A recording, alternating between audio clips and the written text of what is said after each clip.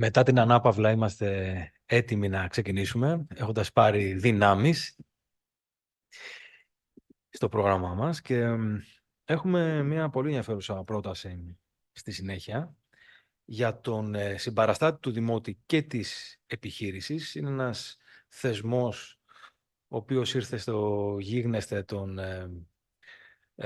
Δήμων και των Περιφερειών με τον Καλλικράτη, νομίζω, και έχουμε μια πρόταση για ένα παρατηρητήριο εφαρμογής αυτού του θεσμού.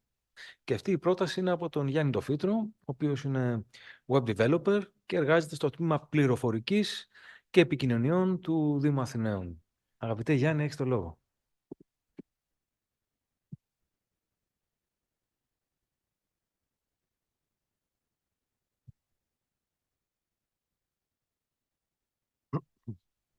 Γεια σας και από μένα.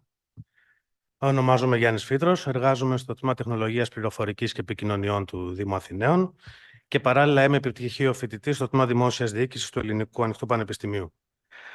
Αφού εκφράσω την τεράστια χαρά και τιμή μου που συμμετείχα στο δεύτερο κύκλο του WeOpenGov και που βρίσκομαι σήμερα εδώ μαζί σας, θα ήθελα να σας παρουσιάσω το παρατηρητήριο συμπαραστάτη του Δημότη και της επιχείρησης.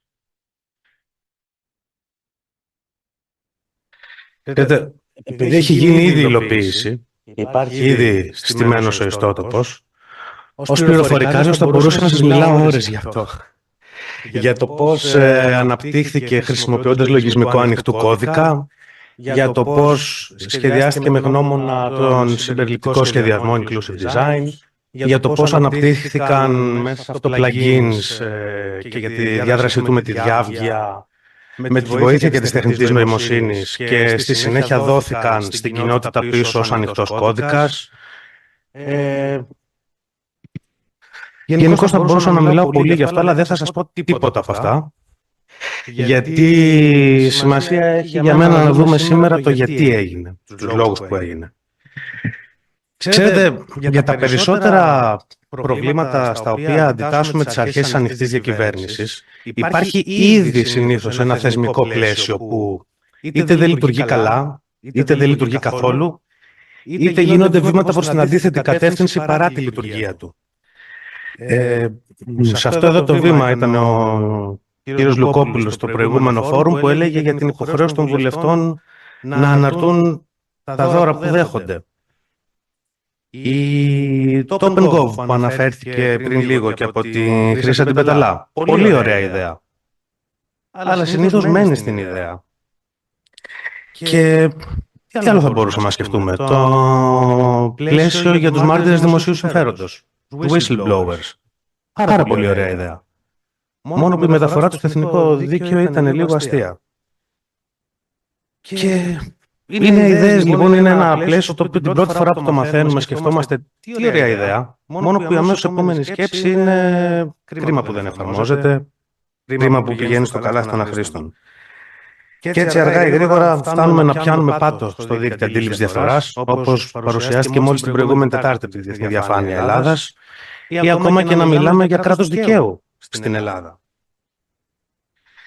Μιλώντας λοιπόν περί διαφθοράς και κακοδιοίκησης, υπάρχει ένας θεσμός που επιχειρεί να τα αντιμετωπίσει και μάλιστα πολύ κοντά στον πολίτη. Φαντάζομαι σίγουρα σε κάποιο βαθμό θα έχει βιώσει και ο καθένας σας ιστορίες τρέλας κατά τη διάδραση με κάποιο φορέα της τοπικής αυτοδιοίκησης, συνήθως κάποιο δήμο. Θα έχετε εμπειρίες, φαντάζομαι, ο καθένας, κωμικοτραγικές. Εμπειρίες που ο υπάλληλος ενός Δήμου μπορεί να μην παραβαίνει εξόφθαλμα τον νόμο, μπορεί να μην παρανομεί, αλλά ταυτόχρονα σου δίνει την αίσθηση ότι παίρνει τον κώδικα ορθής διοικητικής συμπεριφοράς, του βάζει φωτιά και τον πετάει στα σκουπίδια, μπροστά στα έντρομα μάτια σου. Για κάτι τέτοια περιστατικά, λοιπόν, υπάρχει ο συμπαραστάτης του Δημότη και της επιχείρησης. Θα διαβάσω από το σκονάκι κατευθείαν για να μην χάσω ούτε λέξη. Τι είναι ο συμπαραστάτης?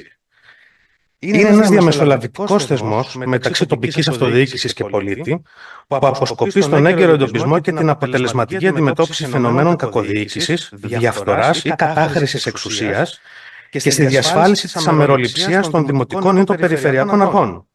Είναι λοιπόν κάτι σαν το συνήγορο του πολίτη, αλλά για δήμους και περιφέρειες. Πολύ ωραία ιδέα. Οφείλουν όλοι οι Δήμοι να έχουν συμπαραστάτη? Όχι. Σύμφωνα με τον Καλλικράτη, που πράγματι έβαλε τον σχετικό θεσμό στην αυτοδιοίκηση το 2010, μόνο οι Δήμοι άνω των 20.000 κατοίκων οφείλουν να επιλέξουν συμπαραστάτη, και με μια τροποποίηση του νόμου το 2019 προσθέθηκαν και όλοι οι νησιωτικοί Δήμοι. Αυτό επί του παρόντος σημαίνει ότι έχουμε 212 υπόχρεους επιλογής συμπαραστάτη. Κρατήστε αυτό το νούμερο. Η θητεία του συμπαραστάτη ακολουθεί τη θητεία κάθε δημοτικής αρχής. Έχουν περάσει από τότε, το 2010 μέχρι σήμερα, 3 αυτοδιοικητικές περίοδοι και μόλις ξεκίνησε η 4η. Πώς τα πήγε? Ας ρίξουμε μια ματιά. Δεν βλέπω το... Δεν βλέπω το ποντίκι, αλλά...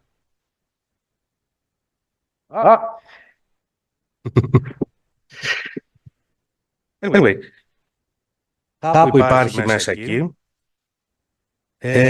Την πρώτη αυτοδιοικητική περίοδο... Δεν το βλέπω, δεν πειράζει. Πειράζει. Μόλις 25 από τους 161 επέλεξαν συμπαραστάτη. Το 2011-2014. 33 στη δεύτερη θητεία και 42 από τους 221 στην τρίτη, 19 με 23. Δηλαδή ούτε ένας στους 5. Ούτε ένας στους 5. Δεν ξέρω αν έχετε αναρωτηθεί μέχρι αυτό το σημείο αν έχει ο Δήμος που μένετε συμπαραστάτη. Ο Δήμος που μένω εγώ δεν έχει. Όχι απλά δεν έχει. Δεν έχει μπει ποτέ στη διαδικασία να προκηρύξει ούτε καν τη θέση. Το ίδιο και άλλοι 80 περίπου Δήμοι. Μιλάμε για ένα σχεδόν 40% των υπόχρεων Δήμων. Θα μπορούσαμε να πούμε ότι παρανομούν? Ξεκάθαρα. Αλλά δεν υπάρχει κάποια κύρωση σε αυτή την περίπτωση, οπότε ούτε γάτο ούτε ζημιά. Από τους υπόλοιπους Δήμους τώρα, κάποια στιγμή αρκετοί προσπάθησαν, αλλά δεν τα κατάφεραν, κυρίως λόγω της ευρείας συνένεσης που απαιτεί η επιλογή συμπαραστάτη, που είναι τα 2/3 του συνόλου των μελών του Δημοτικού Συμβουλίου. Καταλαβαίνετε λοιπόν ότι υπάρχουν τουλάχιστον 3 μεγάλα προβλήματα στην εφαρμογή του εν λόγω θεσμού στην τοπική αυτοδιοίκηση. Το πρώτο είναι κάποιες αδυναμίες του θεσμικού πλαισίου, οι οποίες σύν το χρόνο διατηρούνται κιόλας. Το δεύτερο είναι η επιδεικτική αδιαφορία κάποιων Δήμων να εφαρμόσουν αυτό το νόμο, για οποιονδήποτε λόγο, έτσι, μπορεί να είναι και δόκιμος. Για παράδειγμα, ο Δήμος Γάβδου έχει 142 κατοίκους. Θα μπορούσαμε να πούμε ότι χρειάζεται συμπαραστάτης εκεί? Δεν ξέρω. Το τρίτο θέμα είναι η πλημελής και αποσπασματική εφαρμογή του, πολλές φορές ακόμα και σε Δήμους οι οποίοι έχουν επιλέξει συμπαραστάτη. Για παράδειγμα, αφού μπήκε στη διαδικασία να επιλέξεις συμπαραστάτη, γιατί δεν βάζεις τα στοιχεία επικοινωνίας του στο site του Δήμου, να μπορεί να επικοινωνήσει ο πολίτης? Σε αυτά τα προβλήματα έρχεται να προσθεθεί και η έλλειψη ενός στοιχειώδους εποπτικού μηχανισμού για την εφαρμογή του εν λόγω θεσμού, είτε από το Υπουργείο Εσωτερικών, που είναι το καθήλυνα αρμόδιο για την εποπτεία των Δήμων, είτε από οποιονδήποτε άλλο φορέα. Και σε αυτό ερχόμαστε να απαντήσουμε ουσιαστικά με αυτό το παρατηρητήριο, αυτό το κενό σπέβδει να καλύψει σε πρώτη φάση. Έτσι λοιπόν δημιουργήθηκε αυτό. Δεν ξέρω αν μπορούμε να το ξαναβάλουμε.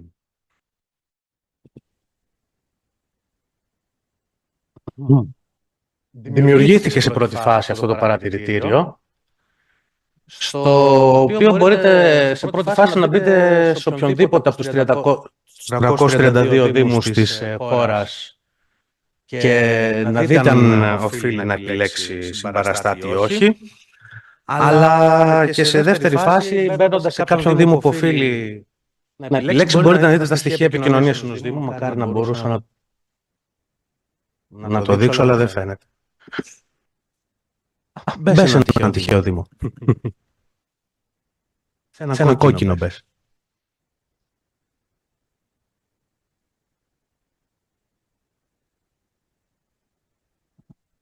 Ορεστιάδα. Πάτε τις πληροφορίες. Εδώ λοιπόν βλέπουμε καταρχήν τα στοιχεία επικοινωνίας με τον Δήμο. Το στίγμα του στο χάρτη, που δεν είναι οποιοδήποτε στίγμα, είναι το Δημαρχείο, που για μικρότερους δήμους ήταν πονοκέφαλος να βρεθεί. Βλέπουμε τον πληθυσμό του με βάση τα στοιχεία της απογραφής και του 2011 και του 2021, για να υπάρχει μια ιστορικότητα. Και από εκεί και πέρα βλέπουμε και όλο το ιστορικό των ενεργειών που έχει κάνει αυτός ο Δήμος για την επιλογή συμπαραστάτη.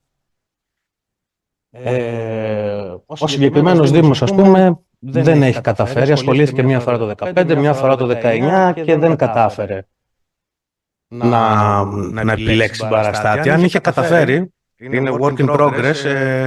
Σε κάποιους Δήμους υπάρχουν και τα βιογραφικά των συμπαραστατών.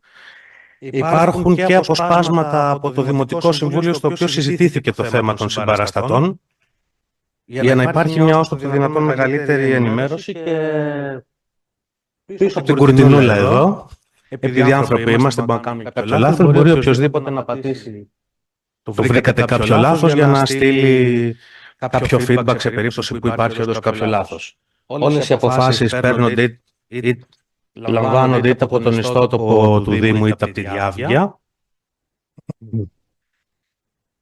Και γενικότερα νομίζω ότι μια βόλτα στο συμπαραστάτης.gr θα σας πείσει για τη δουλειά που γίνει, αλλά και για τις δυνατότητες εξέλιξης που έχει, γιατί αυτή η καταγραφή είναι μόνο η αρχή. Ο συμπαραστάτης φιλοδοξεί ως παρατηρητήριο να παίξει ακόμα πιο ενεργό ρόλο, ώστε να ενισχύσει τις ίδιες αρχές που προάγει και ο θεσμός. Έτσι, δηλαδή της νομιμότητας, της διαφάνειας, γιατί η ψυχούλα μας το ξέρει πόσο ανάγκη έχουμε από λίγη διαφάνεια σε αυτή τη χώρα, αλλά και της λογοδοσίας, της αποτελεσματικότητας, της αμεροληψίας και της χρηστής διοίκησης. Ως παρατηρητήριο στοχεύει αφενός να ενισχύσει το δικαίωμα των πολιτών στην ενημέρωση, αφετέρου να καλλιεργήσει την ευαισθητοποίηση και των πολιτών και της τοπικής αυτοδιοίκησης, τόσο απέναντι στον ίδιο το θεσμό, όσο και στις αρχές που καλείται να προασπίσει. Ένα παράδειγμα αυτής της στόχευσης, δεν ξέρω αν μπορούμε να ξαναδούμε.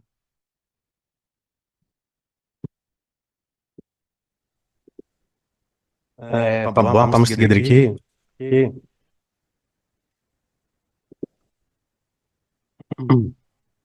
Και κλείνω με αυτό.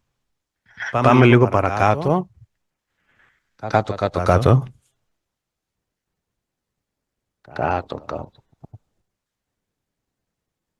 Έχουμε καθημερινές ενημερώσεις για το τι γίνεται στον κάθε Δήμο σχετικά με το θεσμό της συμπαραστάτης. Την ανοιχτή επιστολή. Ένα παράδειγμα λοιπόν αυτής της στόχευσης είναι η ανοιχτή επιστολή αυτή που βλέπετε, που απεστάλλει στις 5 Ιανουαρίου σε όλους τους υπόχρεους Δήμους που οφείλουν να επιλέξουν συμπαραστάτη δηλαδή, υπενθυμίζοντάς τους αυτή την υποχρέωση και περιγράφοντας συνοπτικά το ρόλο και την αξία αυτού του θεσμού. Ήδη κάποιοι Δήμοι σιγά σιγά εκδηλώνουν ιδιαίτερο ενδιαφέρον πάνω σε αυτό το θεσμό. Για παράδειγμα, ο Δήμος Διονύσου έχει επικοινωνήσει ήδη με το παρατηρητήριο και οργανώνουμε σχετική ημερίδα σε 3 εβδομάδες περίπου σήμερα. Αλλά και μέλη της κοινωνίας των πολιτών, άνθρωποι που ενδιαφέρονται να θέσουν υποψηφιότητα για συμπαραστάτες στο Δήμο τους, πρώην συμπαραστάτες, νυν συμπαραστάτες. Και μάλιστα υπάρχουν και Δήμοι, λίγοι, που μόλις τις τελευταίες μέρες έκαναν τα πρώτα βήματα εδώ και 13 χρόνια που υπάρχει αυτός ο θεσμός σχετικά με το συμπαραστάτη. Δεν ξέρω αν είναι τυχαίο ή αν έπαιξε ρόλο και το παρατηρητήριο. Πάντως βλέπω ότι υπάρχει ήδη μεγάλο impact στην κοινωνία των πολιτών και εν πάση περιπτώσει θέλω να πιστεύω ότι είναι ένα μικρό λιθαράκι προς την κατεύθυνση της ανοιχτής διακυβέρνησης και των αρχών που πρεσβεύει, προεξάρχουσας φυσικά της διαφάνειας. Σας ευχαριστώ πολύ για τον χρόνο και την προσοχή σας.